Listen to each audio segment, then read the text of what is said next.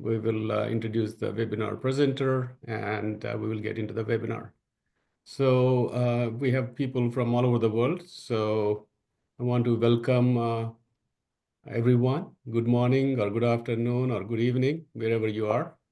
So this is the international webinar series on geoenvironmental engineering, sustainability, and resiliency.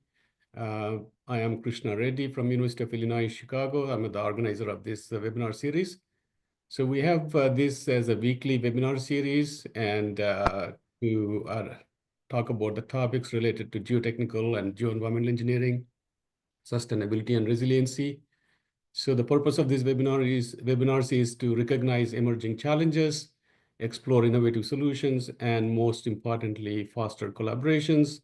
Everyone is welcome to attend, and you can look at this web link for upcoming webinars and also for registration link. So these webinars are supported by ISMGE Environmental Geotechnics Committee, TC215, and ISMGE Geoengineering Education Committee, TC306, and AACE GI Geoenvironmental Engineering Committee. So this is the schedule for this month. Today we have a very, very interesting webinar. And then you can see next week we have another interesting webinar. And during the month of April, this is the schedule. And all the topics are quite interesting. And we have a couple of webinars during the month of May. And if you are interested in receiving a certificate of participation for this webinar, you will have to find the link to a Google form that will be put in chat box towards the end of the presentation. So you have to click that link and then fill that form, and you will get a certificate for participation and 1 PDH hours, okay? And previous webinars have been recorded. They are on this YouTube channel, wide range of topics by expert speakers. So this is a great resource, if you want to explore different areas or maybe the topic that you're working on, there may be a webinar on that. So if you are new to geoenvironmental engineering or sustainable engineering, these would be good resources to start with. And I also want to mention about this conference, EGRWSE. It's an annual conference. This one is, upcoming one is in the University of Vigo, Spain. It's a very interesting conference, so I hope many of you can attend. I know many of you have submitted the abstracts. So just in terms of webinar logistics, as of this morning, we have 472 registrants. So please mute your mic and switch off your video. So at the end of the presentation, first thing what I would ask you is to show your video so that we can have a group screenshot. And then you can type your questions in the chat box, and or you can raise your hand and I will unmute you and you can ask the question directly. So our presenter will answer as many questions as possible. Again, reminder, so if you are looking for a certificate of attendance, it cannot be issued after the webinar is over. So you have to fill that form before the webinar ends. So as I mentioned, today we have a very, very interesting webinar. It is on modernizing the engineering curriculum, bringing programming into the classroom with online interactive textbooks. So I'm really excited about this, learning about this. So to introduce our speaker, I welcome Professor Marina Fantaziru from the National Technical University of Athens, Greece. And she's also the chair of ISMGE Technical Committee on Geoengineering Education, TC306. And I want her to introduce our speaker. And thanks to TC306 for supporting this webinar series and suggesting excellent speakers, and this is one of them. So I want to thank the speaker and thank Marina for this one. So I want to just stop sharing this, and I let Marina introduce our speaker. Marina? Thank you, Krishna. So here I go again. Robert is originally from California, where he has studied geotechnical engineering at the University of California at Berkeley, and worked for several years as a consultant. He hasn't explained how he decided to make the change, and for the last 7 years, He has been a lecturer in civil and environmental engineering and the geosciences at the Delft University of Technology in the Netherlands. So at this very moment, much of his work is focused on finding ways to integrate computation into various courses, as well as exploring open source education practices. So this is what is going to hear about. 1 year ago, Robert created an open source initiative that is called Teach Books with his colleague Tom van Rundenberg. And this initiative quickly grew into a useful resource for many other colleagues worldwide, uh, all with interest in creating online books for use in education. So, Robert, the floor is yours. Thanks for the introduction, Marina and Krishna. So let me share the screen. So you're missing the explanation for how I came to the Netherlands, huh? I was happy in California, but during my PhD, I discovered I liked teaching.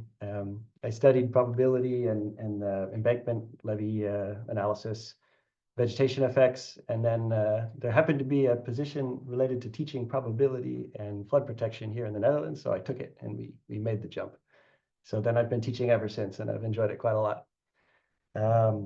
So this talk for me also is quite nice because it kind of is a return maybe more to the geo side, because actually I've been in the hydraulic engineering department here at Delft for a while, more because historically that's where the flood protection and the dike and levee design is. So I've been out of the geotechnical side of things for a while, but maybe this is the beginning of a trip back down that road. Yeah, today I'm going to be talking a bit about that work for the last several years. And for sure, it's going to have a bit of a computational programming aspect. And I've been doing my best to try to make it seem relevant for the audience here, more for geo applications. Of course, unfortunately, I don't have too many examples yet of the geo applications. But I think some of these things are really relevant to all of our teaching, because the more I interact with people kind of that I meet around the world these days, I start to hear some similar stories and kind of these common complaints about maybe students don't read as much as they used to, or as much as we'd like them to. Sometimes we're worried about their ability to program, to write programs, to use programs. They might not know how to use a computer that well, or even think critically. And we also worry about the future. We see student numbers dropping, and we're worried maybe they're not interested in civil engineering or geoengineering, geoenvironmental engineering. But I have this feeling that we're onto something, because the things I'll try to talk about today, I think, can help us with a lot of these concerns that we might have. At least that's my hope. I'm curious to see your response by the end. So as Marina already said, I'm from California. I'm now in the Netherlands. I'm a teacher. But also, I'm not really a natural programmer or computer person. I'm definitely not a software engineer. I'm definitely not a programming expert, although the things I talk about today may make you think otherwise. I've just kind of picked these things up along the way because I found them interesting, but also because I found them to be really useful for my teaching practice. And that's pretty much what I'm going to talk about. Some computer-related things, my experience related to those things, and how I got to where I am at the moment. And I'm hoping that I've been able to distill that down into several lessons that I can share with you that give you some ideas for how you can incorporate them in your own teaching and the teaching that you do or interact with colleagues about in the future. So I hope you learned something. I hope you find some ideas for improving your own teaching, the learning of your students.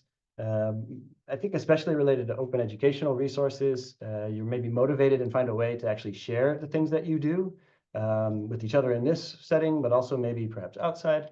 And I also kind of see this as maybe my first interaction with some of you, because this is by no means a closed book. I think we're only just beginning.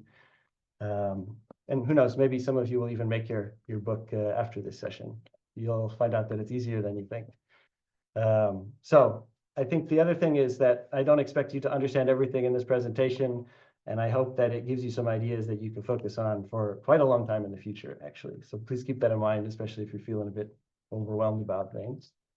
So before we jump into those things, I'd like to hear a bit about you. And to do that, I prepared this quick poll. And now I realize that I lost the link. So give me 1 second. And so if you follow the instructions on the top of the slide, or no, this isn't working. There we go.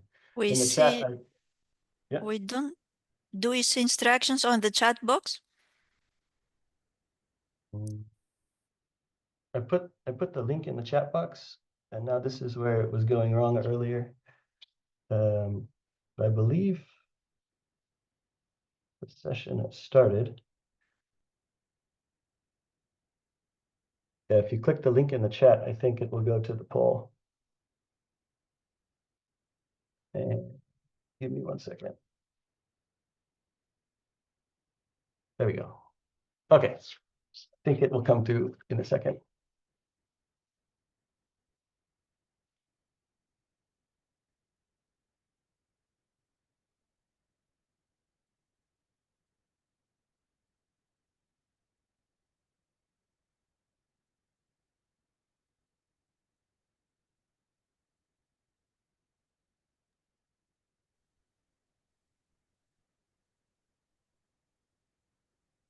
Some people have answered in the chat box.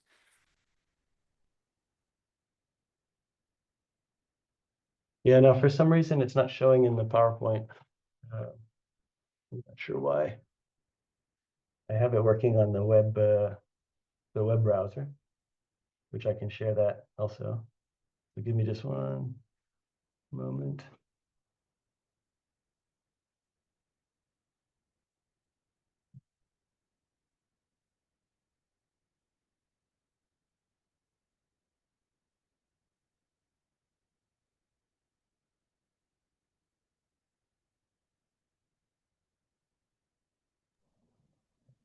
Robert, you're asking everyone to look at the chat box and click that link and then answer the questions, right? Yeah, I have some issue now. It was working earlier, of course, but now it's only working in the web browser and not in the PowerPoint slide. Mm-hmm. Ah, there it goes. Now it says I've got 39 responses out of 32 participants, which doesn't make any sense, but at least it's doing something. We need to go back and do it again. I don't know. This one hasn't happened before. Do you see the numbers? Oh, There we all see the numbers. Okay. So I think this one is good enough for a bit of a warm up. Let's extrapolate and pretend that these 32 responses are representative of the 120 people in the session. But this is sort of kind of in line with what I was anticipating. Not too much emphasis on the Python programming language, a bit of MATLAB, a lot of Excel, and some without any programming teaching. So I think that's good. So we'll see by the end if I've been able to meet the challenge of convincing any of you that there are some useful things that may be had for you in this presentation. So I kind of expect what the answer here will be. Now, if you still have that poll open on your browser, it should still work. Perhaps someone can confirm if that's the case. Yeah, it's working. Okay, I just put the link there again, just to make sure that it's close in case someone missed it. Okay, so everyone should click the link and then it will take you to that page and then answer the questions, right? Yep. Mm-hmm. We don't have to re-click. It stayed there. Mm-hmm. Correct.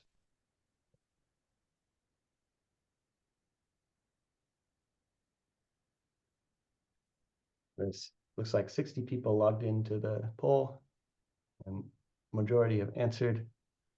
I'll give it a few more moments, see if we get up towards that 60. So everybody clicks an answer. There we go. So I'm guessing that this one will be more on the never used a notebook or very little, I think. We'll see if my assumption's correct. So 3, 2, 1.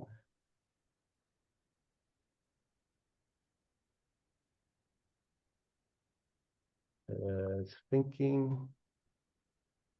Now that's actually surprising that so many have never heard of the notebooks. 60%.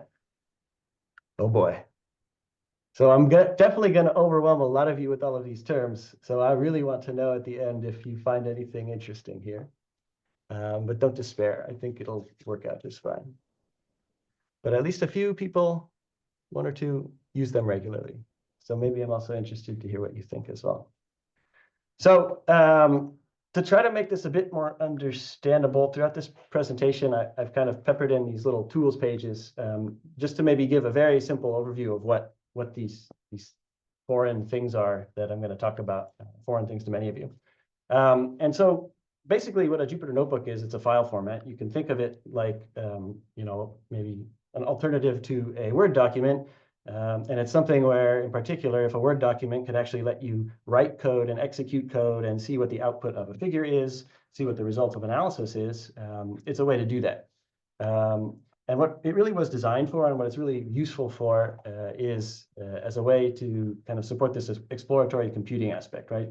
I think it's something we all incorporate in our engineering brains, right? It's set up a model, get some data, maybe draw a line through those points, and then kind of reflect, is that the right line? Should I adjust the slope? Should I adjust the intercept?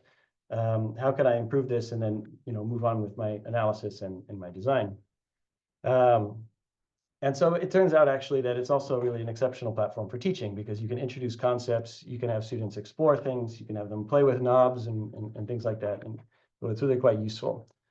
And so this actually about 5 or 6 years ago, maybe a little longer, I was in the same situation as many of you. I'd never heard of Jupyter Notebooks. I had no idea what they were. I just knew that it was related to this stuff that people did on the internet that was somehow related to Python, and it was all kind of a confusing thing. And so that's maybe the good news, which is that, yeah, it takes quite a lot of time sometimes, maybe 5 years. But if you kind of approach these things slowly and simply, then eventually you can do quite nice things with them. So it's kind of like being interested and being patient. And so what I'm going to talk to you about now, and I chose to spend some time on this in the presentation because it really defined the journey that I had to get to the point I am now, where I'm able to make a lot of different types of interactive materials online and share them with students. And so it has to do with this master's level course that I was responsible for a couple of years here at Delft, which is relatively new. It was first offered a few years ago, but it's also quite large. We have towards 300 students, 30% of them or so are international. And like I think many master's programs that I've looked at, a lot of times the challenge is how you deal with these incoming students from different places and this diverse set of backgrounds. And that's definitely one of the challenges we have. It's definitely a challenge related to the programming skills that students have. And so we needed a way to deal with that. And it was really like finding ways to use these Jupyter Notebooks as a way to introduce concepts to the students and make it easier for them to tackle these sometimes complicated methods and techniques. So unfortunately, this course doesn't have really anything to do with geotechnical engineering, except for the fact that it involves, or geoenvironmental engineering as well, except it involves a lot of fundamental engineering topics that are really kind of essential for then doing some analysis in the applied domain in which you're studying or which you're interested in. It's a little bit crazy because there are way too many topics. But one thing that they have in common is that they require programming, and that was what we had to figure out how to do with our diverse student population. And this was quite a long journey. And reflecting on this and the challenges that we faced over the years in developing this course and then actually making it, kind of made me reflect on my own history with learning programming and my own engineering education, and kind of thinking, well, where did I actually learn my programming skills? And the more I thought about it, it wasn't really in that introductory programming course that we all have in our bachelor degrees. I don't think I remembered really much of anything from that, except I was confused and barely managed to pass, which I was happy with. But it was really more in my PhD and doing a bit of research where I then had the need and motivation to learn some of these topics. It was in this domain expertise where I was really studying something I was interested in. So typically in our educational systems, what I found was that like a lot of our colleagues, a lot of our teacher colleagues at the university, we have high expectations of our students. We really expect them to be able to do a lot with computers. Generally, we're unsatisfied with what the students are actually capable of doing. Like these are typical conversations we often have. You know, I don't have a lot of time to learn this Python stuff. The students know it though, so that's okay. And what are these notebook files? Whatever.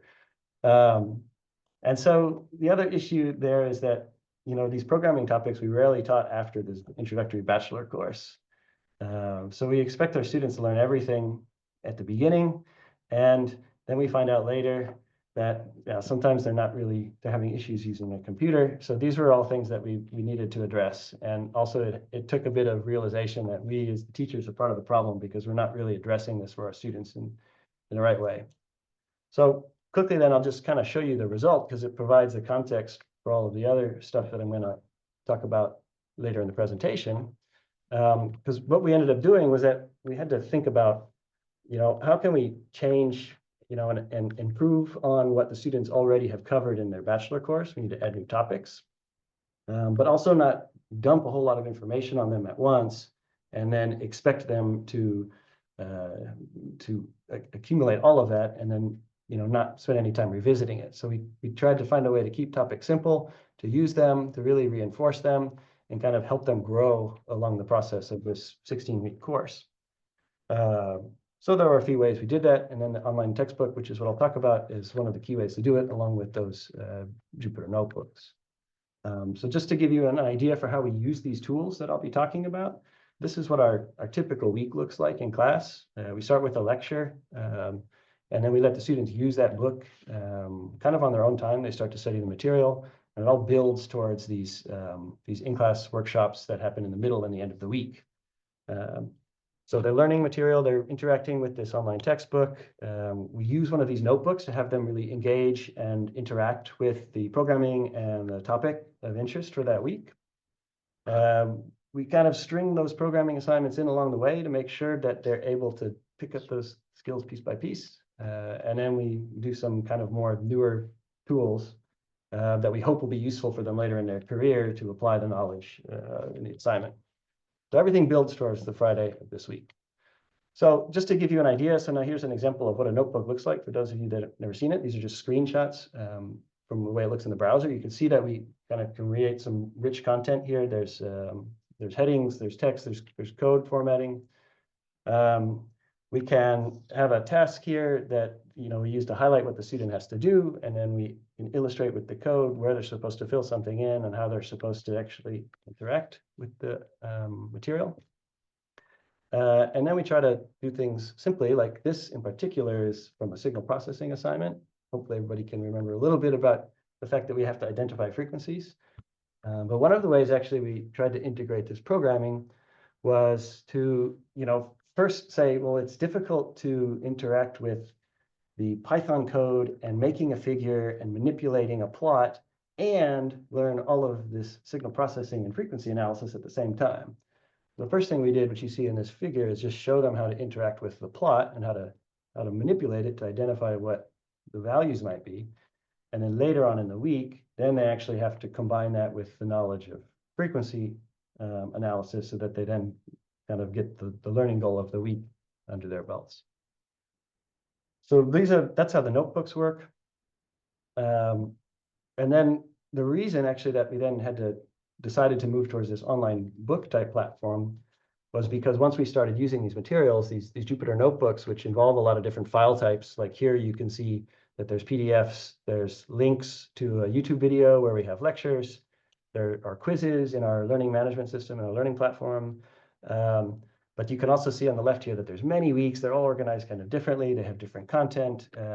It's not immediately obvious what it is that the student has to learn for this week. So we were kind of struggling with how to deal with this. And that's how we ended up coming to this online book platform. but this is a screenshot of what the book looks like. We're trying to make it open. It'll happen soon. So if you want to go see it later, I put the little password and username down here. And then here's a little video just to show you what these online books are like, because you can see that you can scroll through the topics on the left. In this case, we're looking at something where we're studying confidence intervals, uncertainty bounds. You can see that there's rich content. There's these equations. There's these interactive quizzes where it starts to become easy to create these actually, and then students can really check on each page, have I learned what I was supposed to learn? Do I need to reread it?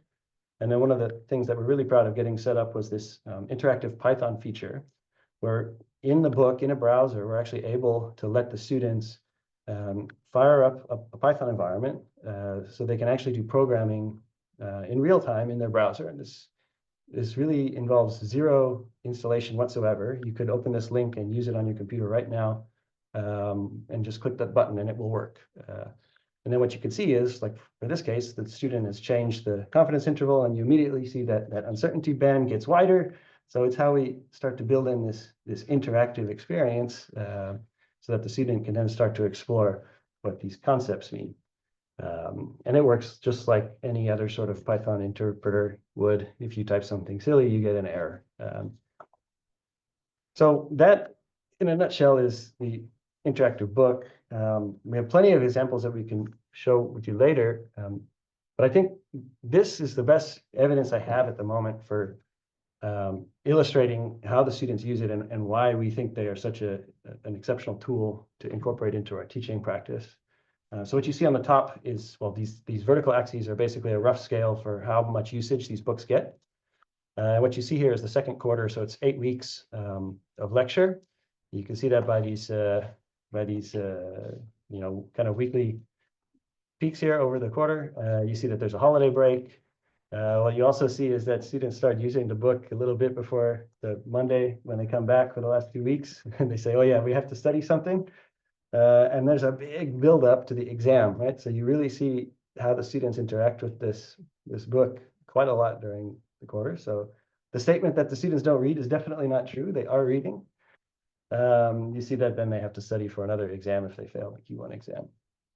This bottom plot is the weekly usage. So like I showed you, most of our activities happen on a regular weekly cycle, and in the morning, most of our lectures also happen in the morning. And so you see that there's this really peak usage during those morning sessions, which was really great because it kind of shows to me that the book is exceptionally useful for the students while they're working through those notebooks, while they're working on their assignments. They use it as a reference. They're going back and forth. They have it open in their browser.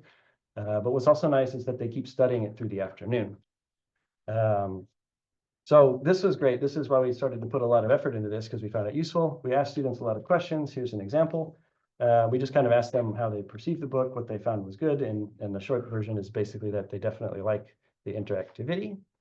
What was also interesting with this setup and this way we found to incorporate programming into the course was that we asked the students, you know, kind of based on your feelings before and after, how comfortable are you with using Python, and would you even apply to a job if it required that you knew some Python?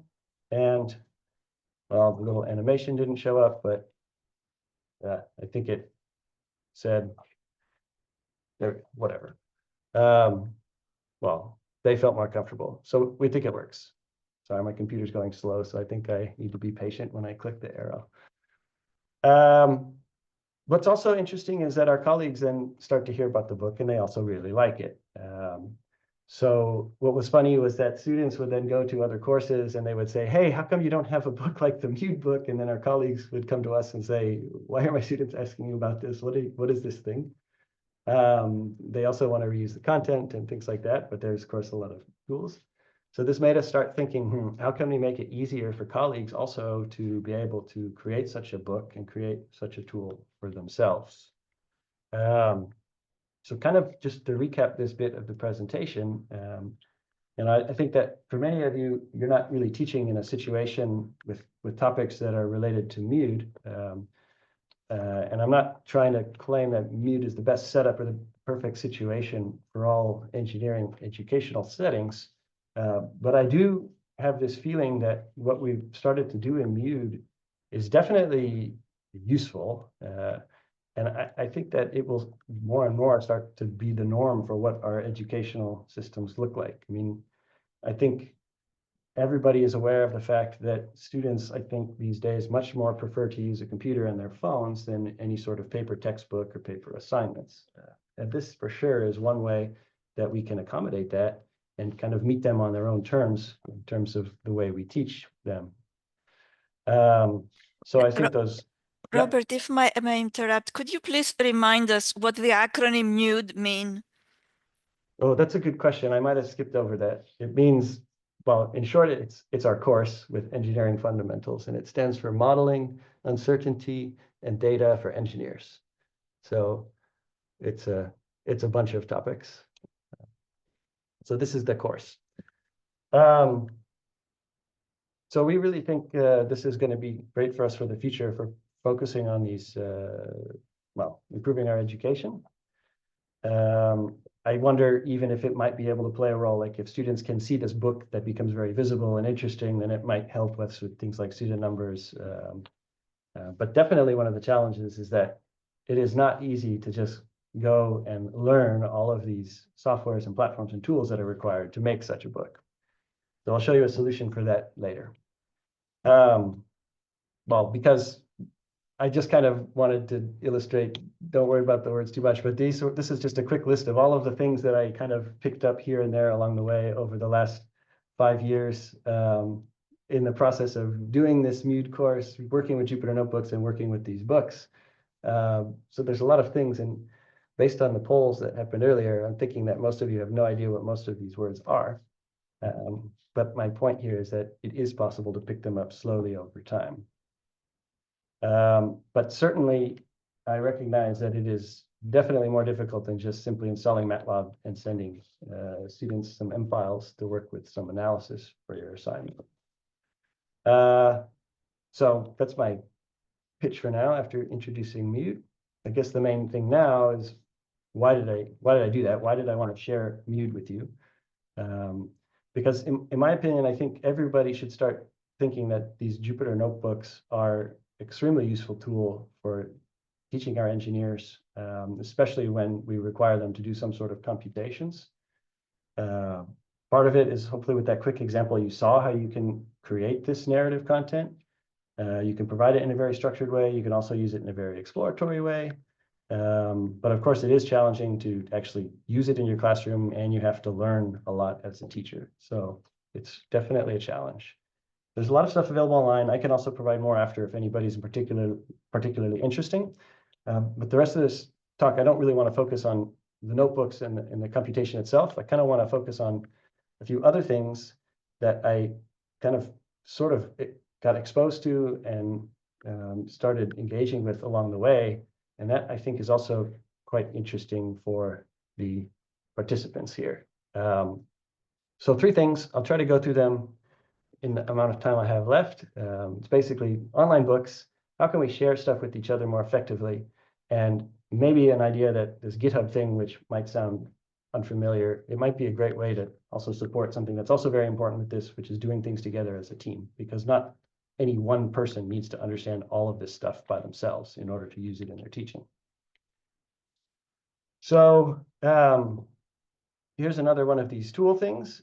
It's maybe seems related to the previous one, but it turns out that there's a lot of let's just call it stuff within this Jupyter ecosystem that's kind of open source software. It's related to these Jupyter notebooks. You can kind of lump it under this umbrella of things out there on the internet that might be useful for you as a teacher. And in this particular case, it's very useful because it's the software that we use to create the book. In short, you take notebooks and you turn them into a Jupyter book. Each notebook becomes a page in your Jupyter book. And it's great because it's free and it's pretty easy to deliver that content to your students. So I'm going to skip this next poll because I think given the previous poll, I know the answer to this one. So if my computer actually lets me go to the next slide, it might save a little bit of time here.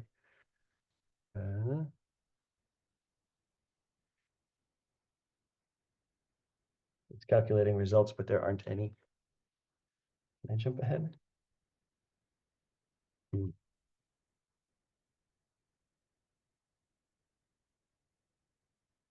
There we go. So we recognized when we were working on the Mute book and then started using this Jupyter book platform ourselves that it's really hard for teachers to just decide one day, I want to make an online book, I'm going to do it. And we also recognized that over the years we had gained a lot of experience to do that. And this Jupyter book software is really oriented at the entire world. And we thought, well, we've used this a lot in education now. What if we were to start setting up tools and guidance and advice to help other teachers set something up so that they can make it, we can make it as easy as possible for them to use it with their own students. So we started doing that for a while, and then we realized it was useful to people, so we gave it a name, and that name now is Teachbooks. So basically, it's just something we created for teachers. It's created by us, by teachers, and the idea is we want to make it easier for you to create a book to use with your students and improve your education. So we kind of have a whole suite of things that we try to do that we focus on. We have a manual that teaches you some stuff, a template to make a book, and some software packages. But mostly, what I wanted to point out is another one of these tools now. And this one has to do with this thing called Markdown. And actually, it's related to markup. Because Markdown is basically a way of writing text so that you can kind of take some simple content, you can write a few sentences pretty quickly, and then you run a piece of software and it automatically turns it into something pretty that then gets put on a website and then you share it with your students. That's the basic idea. And even though there's a lot of tools and platforms that are associated with this Markdown and these software tools, it turns out that the Markdown itself is quite easy to use, especially if you're familiar with LaTeX. I think it's actually easier. And so here's an example on this slide. You see some simple text with some funny symbols like the hashtag and these tick marks and some curly braces with a note and some asterisks here. And you kind of can get the idea that this is some content that's introducing the Taylor series, right? There's a LaTeX equation that shows it. And that's actually exactly how this book page is made. So it's really quite straightforward. You see that there's this way of making headings. The numbering happens automatically, also like in Word or LaTeX. If you want to make a fancy looking box to point something important out to the students, then you use this syntax, which is these 3 tick marks and a little note in the braces. And LaTeX equations, which I think a lot of us are already starting to be familiar with, then they kind of work as you would expect, which is great, because almost everything else does not. So this is kind of my hope here is that then I can explain a bit about how you use that simple text, which I just showed, to then create an online book. A simple way possible. So basically, you take these text-based files, and then you use some software to do the markup part. The software is basically written to say, oh, you use this type of syntax, now it's going to be turned into a note box. It automatically creates HTML files for you, which becomes your website. And then you have to find some way to then stick that on the internet, which means placing it on a web server. So basically what this means is that as a teacher, you're sitting over here writing content in these simple text files, which can be relatively straightforward. And then way over on the other side, the students are reading the book when it looks nice, the way you want it. So you edit text-based files, and then what we've tried to do with this Teachbook thing is make it so that the rest of this, which are things that most people aren't really familiar with, happens automatically. And so, believe it or not, I'll give you some links so you could try it out later. We have this set up now where really, if you have a GitHub account, you can actually create a book online. You can have a URL to share with your students in 10 clicks, which kind of is unbelievable. And I think it's really cool. I like sharing this with people. So after this, if you're curious, go give it a try and let me know what you come up with. And we've been able to then help a lot of people make other books. So you can see kind of here, there's a few examples. People are doing structural engineering stuff. People are doing programming stuff. People on the left are doing this files and folders. So this is focused on digital skills with students. And what's really interesting is how we've seen like how capable and easy it is for really diverse teams of teachers to be able to make a book with very little support that's needed with these Teachbooks tools we provide. So computer's doing something strange.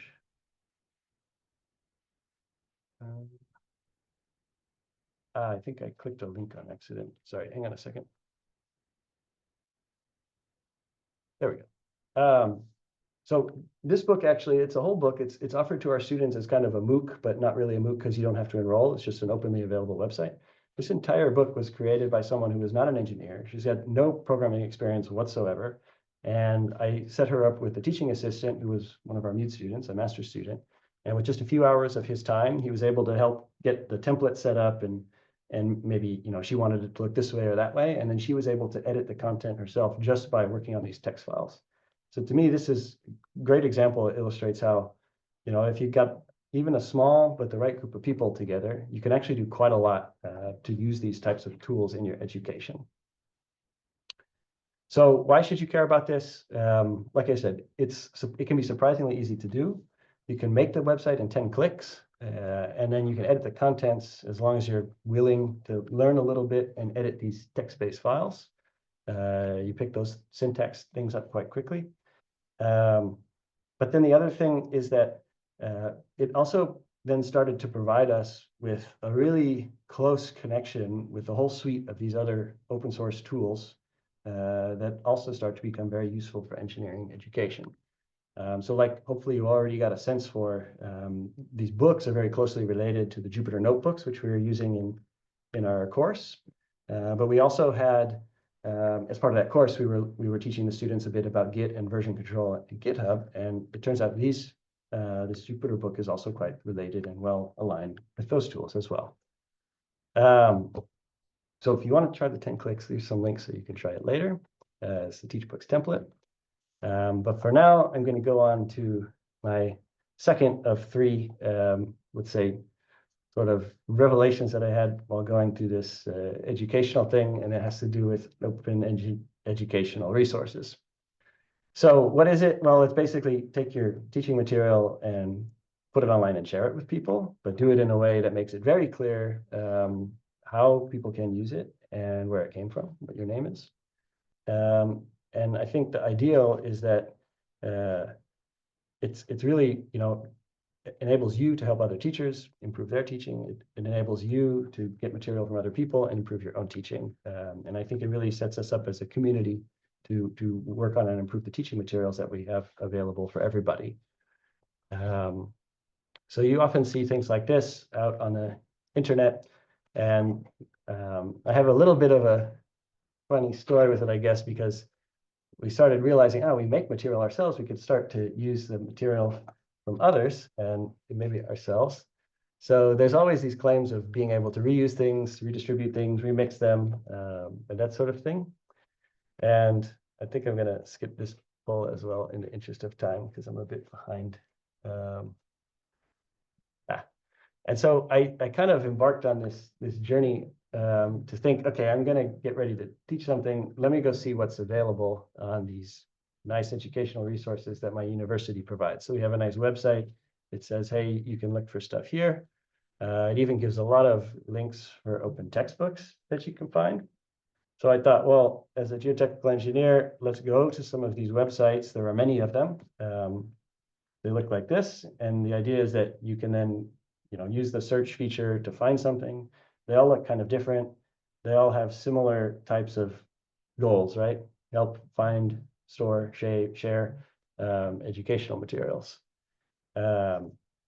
So I tried this, and as a geotechnical engineer, I decided to search for something like soil mechanics, and I found something that was not quite soil mechanics, but kind of close. So I thought, well, let's see what it is. And then I saw that, okay, great, there's this CC BY license, which I'll explain in a second, is like kind of the gold standard. It means you can take it, and as long as you say where you got it from, you can kind of do whatever you want with it. And that's great. But then the issue was that as, what's great about it is that it's easy to share it with students because there's an open license. It's easy to take screenshots, include it in my slides. I can quote it, but if I'm not satisfied with screenshots, what if I want to edit the figures? What if I want to modify things? But if I don't want to retype all of the text in that PDF, you know, this PDF format that this book actually had was actually kind of hard to use. So there were, I would say that this easier said than done kind of thing. Like the book is provided in an open way, but unless you take it in its entirety, it becomes difficult to actually use it in your own teaching. So I felt like I was cheated a bit because there's this promise that you can download the resource, edit it, and then repost it. You can do all of this stuff with it, but in practice, this isn't always the case. So the remix, reuse, and revise, I kind of found that to be a bit of a false promise. And so this process, I kind of learned a lot that there's two sides to this OER stuff. There's this technical side of things, which hits you immediately. It's like this example of getting a PDF and maybe not being able to reuse it in the way that you exactly want. And then, of course, there's this legal side, which is making sure that you have licenses. And if you're sharing work, making sure that you actually provide a license so that it's used in the proper way and you're not using copyrighted material yourself. So my lesson here was kind of thinking like, okay, well, both of these things are important, and recognizing that a lot of the stuff that I'm working on now in this presentation hopefully start to give us all as a community ideas for how we can better approach the technical side of using these online educational resources. For example, these text-based files that are used in the online books are much easier to share and reuse than just the PDF itself or the HTML of a website itself.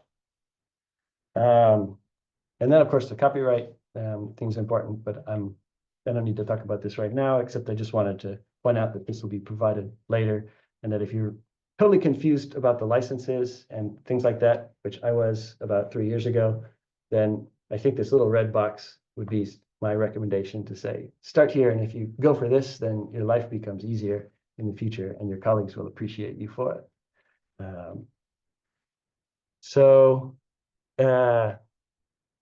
I think what I found was that in theory, it's much easier to create these teaching materials and reuse things, but that we still have some challenges. And I think when we look at the geo-specific material on the internet, there maybe is a long way to go. And we as teachers maybe should make a better habit of sharing things more often. And I have some ideas here for where you might look in the future if you're interested in finding out more. And doing something about this, because this is something where I think we have a big opportunity in this group to improve upon. The last of my 3 points, which I just want to mention briefly, because I think most are not familiar with it. So another one of my poll questions that I will skip. It's this main point, which is that you don't have to learn all of these tools and techniques and workflows all on your own. We have many examples now where people have been able to create these online books, especially with a diverse type of teams. So this MUDE course is an exception because we have a ton of people involved. But what's interesting there is that really only a couple of us know how the book actually works. The rest just edit text files. It's great. In the files and folders book, like I already showed, that was a very small team and one person that knew nothing about computers except how file systems work, because that was what the content was, and just a student was able to get the rest set up. And then we have a lot of other examples where they're small teams, and generally there's a bunch of people working on the content, trying to optimize it for teaching their students something. And with just kind of one person that knows a bit about the software, that's really all you need with this Teachbooks materials to be able to make something quite useful. And I think that same lesson can be extrapolated in many ways to computational things that you can do with Jupyter notebooks. So it turns out that this GitHub platform, which is now another one of our tools, starts to become a really exceptional tool for us to accomplish some of these things, because it's really focused on text-based files, it's focused on collaboration. And in fact, it is the essential element that has allowed us to make it easy for people to create books with Teachbooks. And it's all free, which is amazing. I hope it stays that way because it's owned by Microsoft and there's no guarantees. But for now, it's very free. So I think we skip, because I want to leave some time for questions.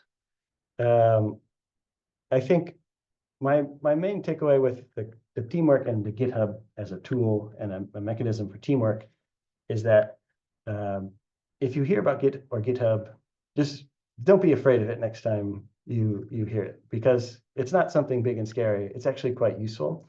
And what was really surprising was how it really opened doors into finding these other ways to do things. So without GitHub, we would definitely not be able to let you make a book with 10 clicks. That is for sure.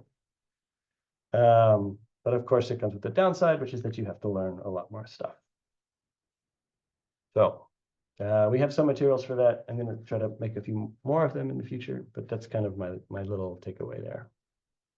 So to wrap this this thing up, I've talked a bit about programming Jupyter notebooks, using them in courses, and then these 3 takeaways, like making books, sharing materials, trying to do that together as a team, because you as an individual do not have to have this expectation that you have to learn everything yourself and you have to do it now. And so to try to come up with some, well, summary tools, we covered a few, but there are many more that I could not cover. We can talk about that later. And then I started to put together some suggestions for last steps. These also, I think I will leave for you to consider later, because they're more like maybe tips, things to come back to over the coming weeks, months, years. The main thing being this part. Like I just said, don't feel like you should have to learn all of this all at once, and it will take a lot of time immediately. If you're interested in this stuff, my pitch would be patient and be curious, and work with each other to accomplish this, because that has been a huge help for us. Maybe just to give you an idea of what I'm doing in the coming months and, well, years, I guess. We're trying to share these Mute materials. If you're interested in that, you'll have a way to find them, and we use them once we get the licenses set up. We teach books. I'm still working a lot on that to try and make it more and more useful for teachers. I'm working with another little place to potentially put some insight for teachers that doesn't fit into the book stuff. We've done a few workshops in the past. They've been quite fun and useful for people. So if this is something that interests you, let me know. And Marina has recruited me to join the TC 306 committee. So I'm really curious to see where that goes in the coming months and longer. And also, it turns out that, well, for family reasons, we're heading back across the Atlantic.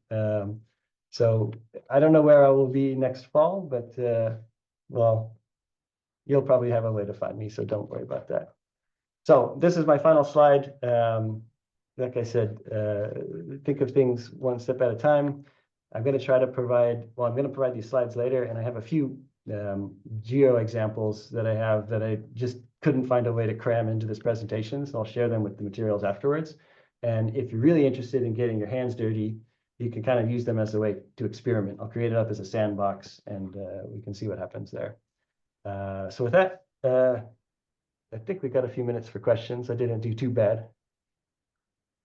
Yeah, very good. Yeah. There is already one question in the chat box. And this question is, do you allow the use of artificial intelligence tools like ChatGPT? Either way, do you find that students use that to answer your programming questions? Absolutely, on all accounts. I think it's foolish to try to prevent students from using AI, especially when it comes to programming. I think AI is here to stay, and it's more about finding ways to, you know, show students the good and bad ways to use it rather than whether to use it at all. What I did this year in the 3rd year of Mute, because we saw a lot of usage in the 2nd year, we saw a lot of bad usage. Like what was pretty typical in the 2nd year was that students would take our entire assignment and dump it into an AI assistant and then just copy paste the answer. And then we'd be reading that in their reports, which of course is horrible because you spend 2 minutes reading something and then you realize that it's written by AI. So that wasn't nice. So we appealed to them. Like this year, we said, you know, we don't like reading that. Don't do it. Please proofread everything you get. But also things like ask the AI assistant very small questions, because that's more useful for you. It's easier for you to proofread. And I think it also is much more aligned with how a student learns a concept, because you have to know something to be able to ask the right question. We also didn't discourage it. And so what was really nice was that, these Jupyter notebooks run in your web browser.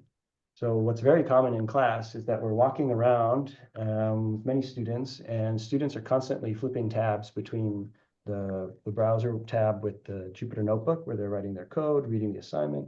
They're going to look at the book. Sometimes they ask a question to ChatGPT or one of the AI assistants. And they don't hide it because we tell them it's okay to use it as long as they use it well. So right now, at least, that's been a very nice, comfortable setup for everybody. I think it's constructive. So, Robert, can you use AI to help us teachers learn easier the tools you were showing us today? Absolutely. Well, one example could be you can ask AI, what is this term and why might it be useful for this application? So just using it as a Q&A tool. But also you can integrate the AI assistants into your development environments or into your text editors. And you can actually ask it to write code for you. You can ask it to write things in Markdown syntax, and it gets really close a lot of the times. You can even have it do predictive stuff like it might already do in some of your email clients where it starts to finish your sentences. It's definitely useful. There is this question here. Can you make these interactive textbooks like quizzes where students take the quiz and then they can interact with the solutions later? I guess some interactivity is implied here. Yeah, I'm not exactly sure what the context is. It sounds like an exam. So the students take the quiz, they answer the questions, and then they can play with the solutions later. I think there's definitely ways to do this, although I can't say for sure exactly what would be used here. But like you saw in the video, you can easily put, I can stop sharing the screen. Like you can easily put quiz questions on a page, and you can put code above or below it. You can make those blocks big or small. I think there's almost infinite possibilities in the way you customize the order and the layout of things. But then one of the things, yeah? No, go ahead. I was just going to say, one of the things that's often asked in these seminars too is, can you like also track the students' work? And that's kind of one of our wish list things, because we like making the books open, but then it starts to become difficult to track student identity, and there's data concerns there. So those would be an example of something that we can't do yet. There is a question whether these tools work well within a learning management system, such as Moodle. I think you sort of explained this. You said that in a learning management system, you quickly lose control of the various things you ask the students to do. That's why you want to package them in the book. But can you embed this book in a learning management system? Yeah, on the one hand, yes, in the sense that you can always take a web page and embed it in your learning management system. Most of them provide for that, but then it starts to become a bit strange because you have a website inside a website. So like the user interface becomes a bit not nice. But I see the need for it. Like if you don't have stuff you can share openly on the internet. The interactive computing stuff, there are also, let's say, integrations that you can get for your LMS. But in our experience, they don't really, they're expensive, or they don't work very smoothly. They're difficult to set up. They have issues. The companies that make them are sometimes really great with customer service. But we also have a philosophy, at least in our course that I described, where one of our learning goals is that students become independent users of software and programs. And we just find that it doesn't make sense to give them a platform that takes care of some of the headaches that happen naturally with these tools. So we'd rather actually force them to do it outside the LMS so that then they learn to use these software tools, Python and notebooks, so that once they graduate, they can do it themselves when they don't have their LMS. There's a question whether... But Marina, can Yes? we, before we take